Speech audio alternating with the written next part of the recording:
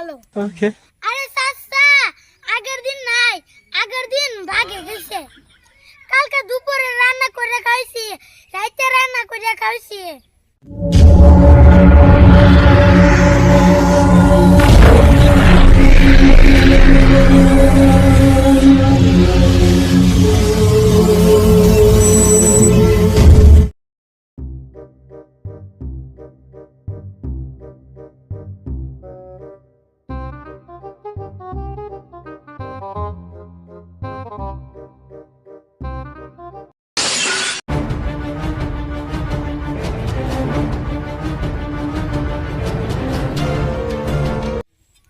আমি আশায় আশায় বুড়া হইলাম, বুড়ি তো আর পাইলাম না। আমার আশায় আশা জীবন গেল, আশা পূর্ণ তো আর হইল না। মইরা গেলে কইরা থাকবে ওকে পাঁচতলা বিল্ডিং না। আমার আশায় আশায় বুড়া হইলাম। কাকা, তুমি না কাম করতেছ, আমি নাস্তা কুমসুম খামু। ওকে বুড়ি তো পাইলাম না।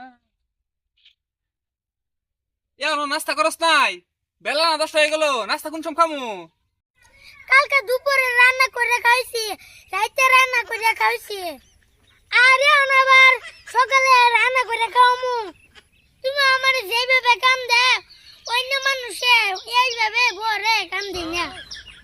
ওই, তুই বাড়িতে কি কাম করস?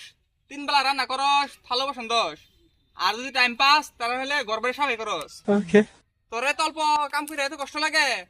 আমি যখন ছোট ছিলাম, বাড়ির হারা কাম আমি একলাই করছিলাম, তোর মতো আ উ করি নাই। আরে চাচা, আগের দিন নাই, আগের দিন ভাগে গেছে। এইগুলা কথা এই লোকে কইয়া লাভ নাই। আমি আর বাড়িতে কাম করুম না। ওকে যদি রান্না করে খাইতে পারো তাহলে খাও, না হলে উপাস থাকো। আমি আর রান্না করে তোমারা খাওয়া হইতে পারুম না। এইগুলা মায়ের মানুষের কাম করতে করতে আমার চেহারাটা কালো হয়ে গেছে। ঠিক আছে, তুই রান্না করে খাওয়াতে পারবি না, আমি এখন গোটা সাহেবের কাছে ফোন দিতেছি, আমি কই না দেখতে যামু।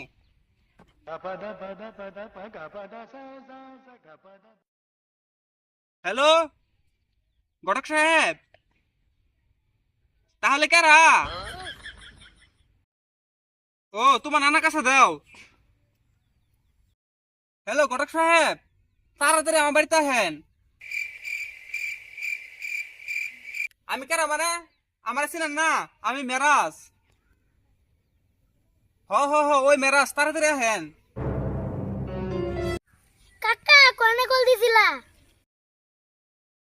আমি ঘটক সাহেবের কাছে কল দিছিলাম, ঘটক সাহেব আইতেছে, আমি আজকাই বিয়ে করতে যাবো। ঘটকের কাছে ফোন করছো? ঘটক আয়া লাগবো না। ওকে ঘটক আইতে মানা করো। কেন মানা করুম না, ঘটক আইতেছে। তোর কাম করা এত কষ্ট লাগে, এই জন্য আমি তাড়াতাড়ি বিয়ে করুম।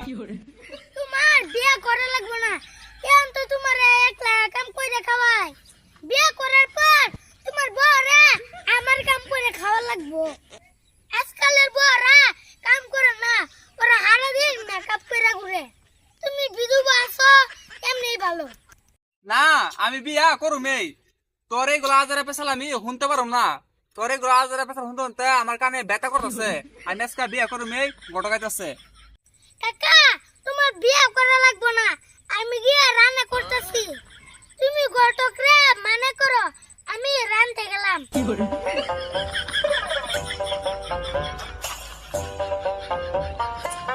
এখন শুধু লিখা এখন গায়ে লাগছে, চুল টানলে তো মাথা আসবই।